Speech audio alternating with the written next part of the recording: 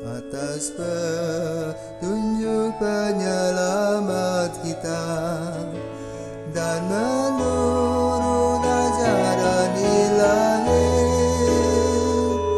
maka beranilah kita bernyanyi.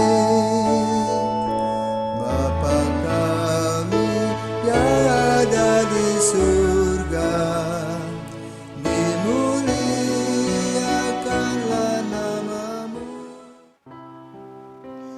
Saudara-saudara terkasih, selamat pagi. Salam jumpa lagi dalam Sabda Siap Saji Minggu 4 Juli 2021. Hari Minggu biasa ke-14. Marilah kita berdoa karena Bapa dan Putra dan Roh Kudus. Amin. Bapa penuh kasih, saat ini coronavirus terus bertumbuh. Banyak saudara-saudara kami yang sakit, meninggal, sebagian terpapar. Rumah sakit saat ini penuh, maka Presiden kami membuat PPKM pembatasan.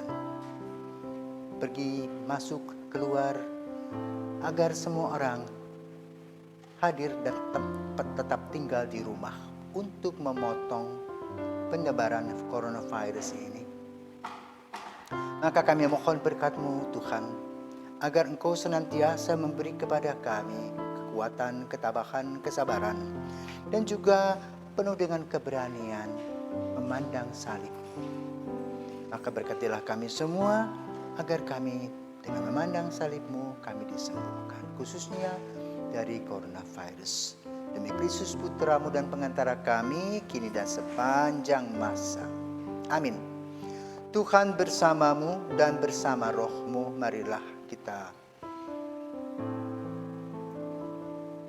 memohon kepada Tuhan berkat-Nya. Inilah Injil Yesus Kristus menurut Markus. Dimuliakanlah Tuhan.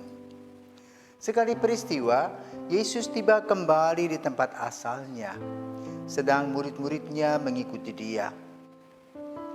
Pada hari Sabat, Yesus mengajar di rumah ibadat dan jemaat yang besar takjub ketika mendengar Dia. Mereka berkata, dari mana diperolehnya semuanya itu? Hikmat apa pulakah yang diberikan kepadanya? Dan mujizat-mujizat yang demikian bagaimana dapat diadakan oleh tangannya? Bukankah ia ini tukang kayu, anak Maria? Bukankah ia saudara Yakobus, Yoses, dan Simon? Dan bukankah saudara-saudaranya yang perempuan ada bersama kita? Lalu mereka kecewa dan menolak Dia. Maka Yesus berkata kepada mereka, seorang nabi dihormati di mana-mana, kecuali di tempat asalnya sendiri, di antara kaum keluarganya dan di rumahnya. Maka Yesus tidak mengadakan satu mujizat pun di sana, kecuali menyembuhkan beberapa orang sakit dengan meletakkan tangannya atas mereka. Yesus merasa heran atas ketidakpercayaan mereka. Lalu Yesus berjalan keliling dari desa ke desa sambil mengajar. Demikianlah Injil Tuhan. Terpujilah Kristus. Ada seorang kenalan kami menjadi seorang dokter. Sang ayah hanya sebagai tukang kebun. Ketika dia diwisuda, orang bertanya, betul itu? Apapun hanya hoax?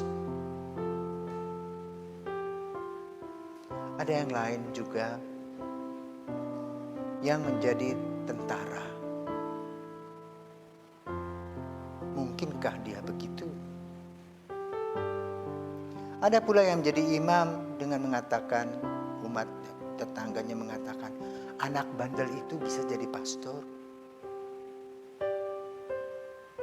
Bagaimana jadinya dengan umat nanti? Saudaraku terkasih, kita mempunyai suatu budaya berprasangka buruk. Tidak melihat kehebatan dan proses pertumbuhan seseorang. Dan inilah kecenderungan kita manakala kita melihat orang-orang sukses. Sebetulnya itu merupakan sebuah budaya iri hati yang terpendam. Maka kalau kita mengamati Injil hari ini, para ahli Taurat, orang Farisi yang biasa bertengger di tempat yang tinggi, tinggal tunjuk dengan telunjuknya, minta ini, minta itu. Kini pamornya berkurang karena Yesus. Yesus bekerja keras, melihat kepedihan hati umat. Yesus datang mengunjungi mereka yang berkesulitan dan berkesusahan. Yesus tidak jaim, tapi dia betul belusukan. Ingin merasakan perasaan dan kesulitan-kesulitan yang dialami oleh rakyat. Yang selama ini ditindas karena penjajahan, karena kemunafikan para pemimpin agama. Maka dia banyak berbuat. Tetapi apa terjadi dengan perbuatan-perbuatan baik? Dicurigai. Kenapa? Yesus tanpa sadar menyaingi mereka. Mereka sudah biasa duduk dengan enak. Sekarang ada saingannya. Dan tanpa disadari, dalam waktu yang begitu singkat Yesus dicintai. Maka budaya ini, iri hati inilah yang ditampilkan. Seolah-olah dengan menampilkan latar belakang Yesus sebagai seorang Nazaret, orang kampung, orang udik. Selesai dan orang akan mengikuti mereka lagi. Itu guru, sorry. Itu sudah lewat. Maka janganlah menggunakan kacamata kuda. Tetapi kacamata yang bening melihat. Bagaimana proses pendekatan Yesus kepada rakyat yang menderita? Bukan memberikan cap. Kalau kita mempunyai budaya positif, maka kita melihatnya secara positif. Kita akan kagum dengan apa yang dilakukan oleh Yesus.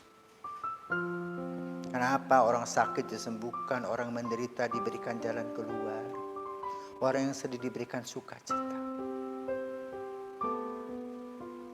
Lalu kedua, bagaimana sikap Yesus? Ketika Yesus digonggong, mungkin dengan bahasa sekarang orang mengatakan apa? Emangnya gue pikirin. Kita sebagai manusia memang punya tingkat-tingkat kedudukan, tetapi di hadapan Allah kita satu dan sama.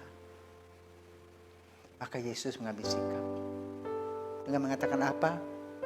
Seorang nabi dihormati di mana-mana kecuali di tempat asalnya sendiri, di antara kaum keluarganya dan di rumahnya.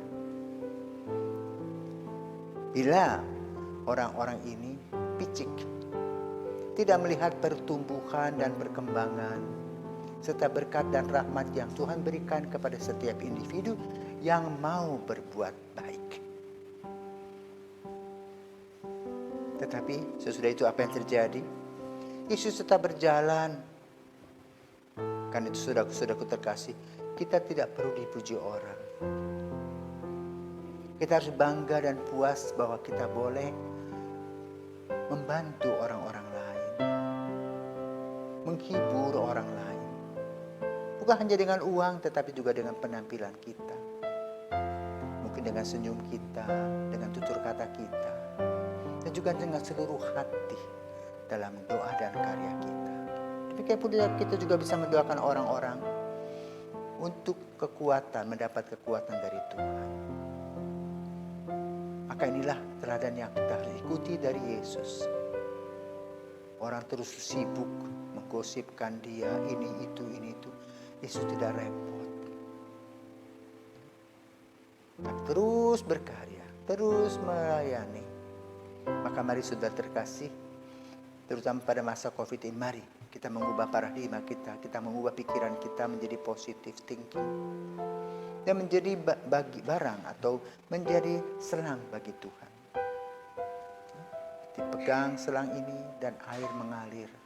Berkat yang Tuhan berikan kepada kita, kita bagi-bagikan dengan sukacita. Sehingga dengan demikian apa yang terjadi? Kita membentuk suatu aura sukacita. Selamat pagi.